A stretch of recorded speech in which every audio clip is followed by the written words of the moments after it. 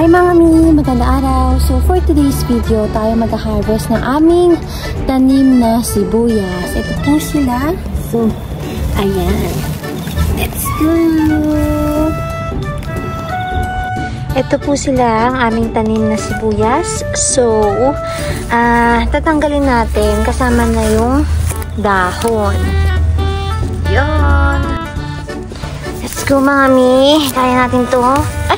Oh my God, lagot ako. Unang tanggal ko, natanggal yung mismo, ano niya. Anyway, dapat pala dito mismo. Yan. Ganyan siya. Lagay natin sa gilid.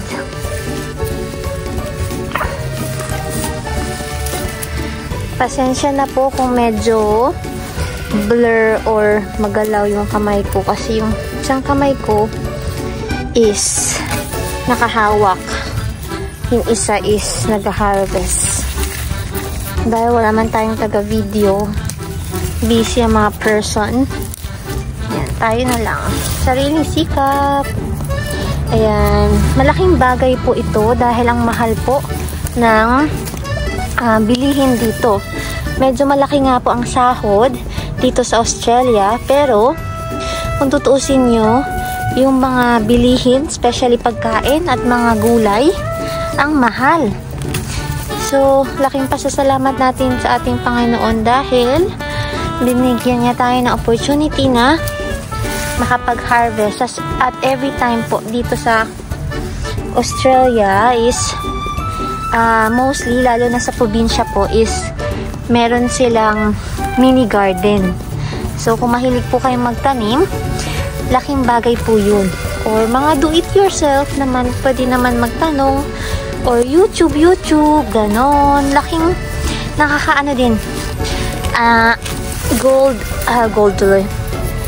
Achievement. Oh, ayan. Ang dami nila mga mi. Siguro, ano na lang, pamimigay na lang din namin yung iba sa aming mga sorry, close friends. Dito kasi yung mga kapitbahay namin busy din. So nakikita-kita lang kami sa work. Madalang ang marites dito. Mga mi, sarili marites lang. Okay naman, pero alam mo yun, nakakamiss din ang ingay sa Pilipinas kasi iba yung ambience. Yan. Sila mga mi. Ayan. Ubusin na natin sila ngayon kasi papatuyuin pa natin sila para hindi sila mag-moist. I think tumatagal naman to ng ilang buwan, which is laking bagay po. Puti nga lang po ang meron sa amin, pero okay na din. At least meron, diba? Ayan. Linisan natin mamaya. Okay. Kailangan kong anuhin sa ilalim kasi baka masira ko na naman yung yung mismo niya. And I think hanapin ko po kung kailan po namin ito tinanim. Pero last year pa po. Yan. At saka gusto kasi natin linisan ang garden. So, hindi naman stricto ang mga Australia sa mga pagtanim. Basta marunong ka lang mag-ingat, marunong ka lang linisan at alagaan ito. So, ito yung talaga mga organic. Yan. Ayun. Ito, malaki-laki siya, oh. Ito yung ideal, oh. Pero dahil lilinisan na natin, tinanggal na natin yung iba. Ayun. Ito po yung ginagawa namin pag day off po. Either day off or gusto magtipid, ayaw umalis. Kasi po dito sa Australia, mga mi, nakaka-depress po kapag walang pamilya. Lalo na po ako, wala po kong pamilya dito. So, syempre, iba yung aura, iba po talaga. Maano nyo lang po yun kapag nandito na kayo. 1, 2, 3. Yahoo! Parang kapal ng ano niya, no? Uy! Twins! La! Swerte! So, I think yan na mga mi. Ito yung ating na-harvest. Wow! Thank you, Lord! Excited!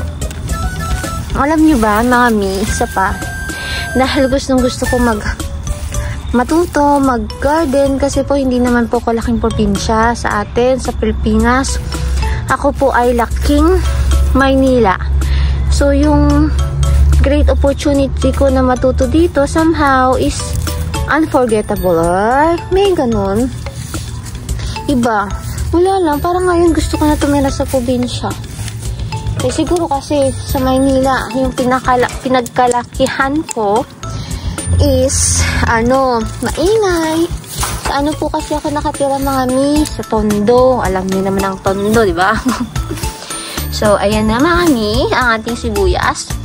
Ito yung aming mga talong. Ayan, medyo luminis na. Meron pa po ata dito eh. Teka, tingnan ko lang. Hi mga mi, ito yung aming mga sibuyas. Harvest natin iba.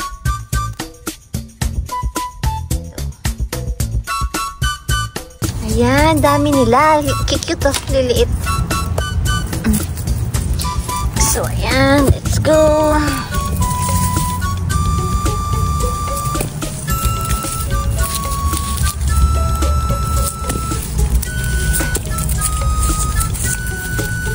Oh, meron pa nakatipid. Ayan. Habang tinatanggal namin yung mga tanim ng sibuyas, sorry, tomato, sabay harvest na din para malinisan ang aming mini garden. Ayan, tipid tayo for a few months. Tabunan na. So, kukunin ko na lahat. Most.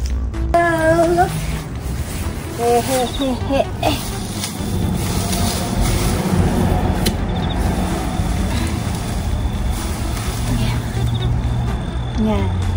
Okay na. That's all, Mommy. Thank you all for watching.